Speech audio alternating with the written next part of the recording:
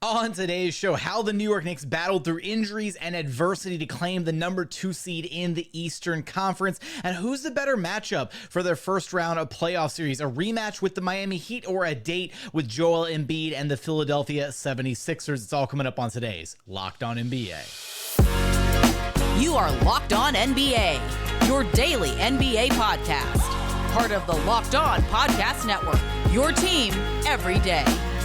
What's up and welcome to another edition of Locked On NBA, the biggest stories with the local experts. I'm your host, Jackson Gatlin, also host of Locked On Rockets right here on the Locked On Podcast Network, your team every day. Now, today's episode is brought to you by Prize Picks. Prize Picks is America's #1 fantasy sports app with more than 3 million members. They are the easiest and most exciting way to get in on the action while you watch your favorite sports and players. You just pick more or less on 2 or more players' stats and watch the winnings roll in. Prize Picks is so simple to play. You can make your picks and submit an entry in less than 60 seconds. They've got quick withdrawals, easy gameplay, and an enormous selection of different players and stat types, which is what makes Prize Picks the #1 DFS app on the market. And right now, the regular season may be over, but you can still get in on the playoff action and win up to 100 times your money on Prize Picks as you and the world's best players take the game to a new level during the NBA postseason. So if you've been thinking about getting in on some daily fantasy sports action, you've got to try Prize Picks. Go download the Prize Picks app today and use code LOCKEDONNBA for a first deposit match up to $100. Again, download the app and use code LOCKEDONNBA for a first deposit match up to $100. Prize Picks. Pick more, pick less. It's that easy. Joining us now is the host of Locked On Knicks, Alex Wolfe. You can track down wherever you listen to your podcast and on YouTube. Just search Locked On Knicks. Alex here to talk about the 2 seed New York Knicks finishing off the season in a strong way with an overtime win against the Chicago Bulls, 120-119 to leapfrog the Milwaukee Bucks and claim that 2 seed out east. Alex, walk us through the end of that overtime game and just how the Knicks were able to close things out and claim, their destiny and take that 2 seed. Yeah, I mean, life comes at you fast, right? Like a few weeks ago, I feel like Gavin and I were like, there's like probably no chance that the Knicks ultimately end up the 2 seed. It just seemed somewhat unattainable. And then boom, here you go. The Milwaukee Bucks happened, and here we find ourselves. That game was sick. I mean, it was just a classic, Knicks game at this point, like just with how things went down. Like, they came out. It wasn't the most inspiring start to the game. They let themselves weirdly, they kind of let themselves get into a bit of a hole in the third quarter, which has not been their MO lately. Usually the third quarter is where they just blow teams out of the water. So that was a little different. But then, down the stretch, just relying on Jalen Brunson to provide offense for this team. I mean, this team is basically built entirely around him being the offensive engine at this point. It's just they've absorbed the loss of Julius Randle. They figured things out, in a way where they have the depth that this team can still, compete and have enough scorers out there, because you have, in that starting lineup, you have Dante DiVincenzo, who set the franchise record for threes this year. You have Josh Hart, who's been just an engine and every aspect of the game lately, like rebounds, pushing on the break, just getting inside and finishing. He's gotten so good with just like finishing with no space on the inside.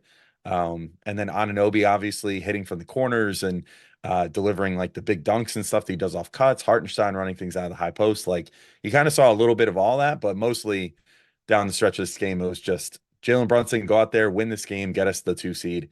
And he said, sure, that's easy. I'm Jalen Brunson. I do what I want. He dropped a 40 piece while doing it. He finishes the season averaging the 4th most points per game in the NBA at 28.6 this season. Some absolutely sensational production from Jalen Brunson this year. I want to hit on something that you mentioned there a moment ago. How has this Knicks team really absorbed that loss of Julius Randle? Obviously a big part of what the Knicks want to do, of what they're trying to do, has been a big part of Knicks basketball for a while now. How have things shifted without him in the lineup? Who is, Tibbs kind of leaning on?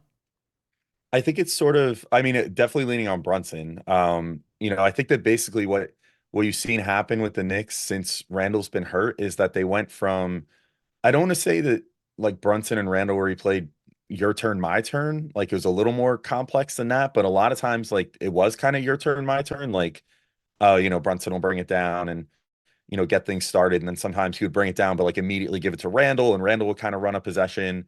They would have things set up, like they started working in some like 4 or 5 pick and rolls sometimes with Randle, where he would use that to get to the basket or, whatever. And a big staple of Randle's game this year, like he was taking more shots all the way at the rim than he has, I think, in his whole career this year, and shooting a really good percentage there, drawing free throws. So, like that was an aspect of, what he was bringing in, along with still shooting a decent volume from three and stuff like that.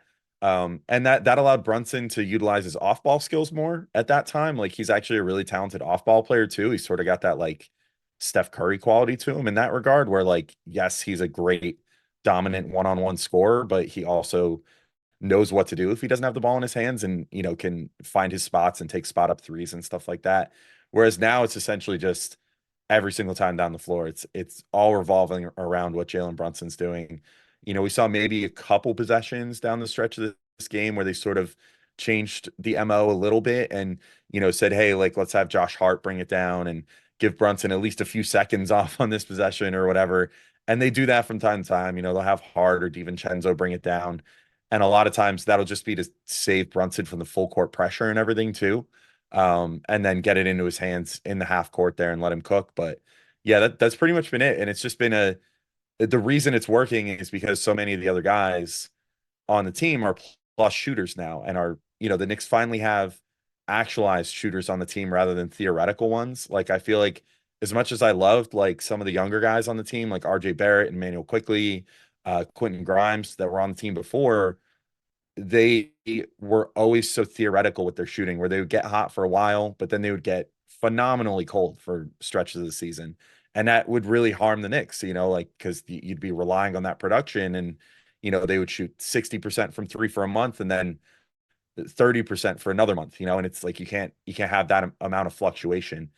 So now that they have DiVincenzo and Anunoby, Bojan Bogdanovic, like all these guys, Deuce McBride, who's really come into his own, like they have all these really consistent shooters that make life easy for Brunson on the outside. Yeah, I think the Knicks might have to walk away with the award for best mid-season acquisitions here when you look up and down at the trades that they made to bolster their roster, to get those reinforcements in place. And this has kind of been the Knicks' identity. They've dealt with so much adversity this season, losing so many key pieces throughout the year, and I think, some fans might have been demoralized losing Julius Randle for the season, but they said, no, you know what? We keep rolling with it. The hits keep coming, and they're going to keep playing Knicks basketball.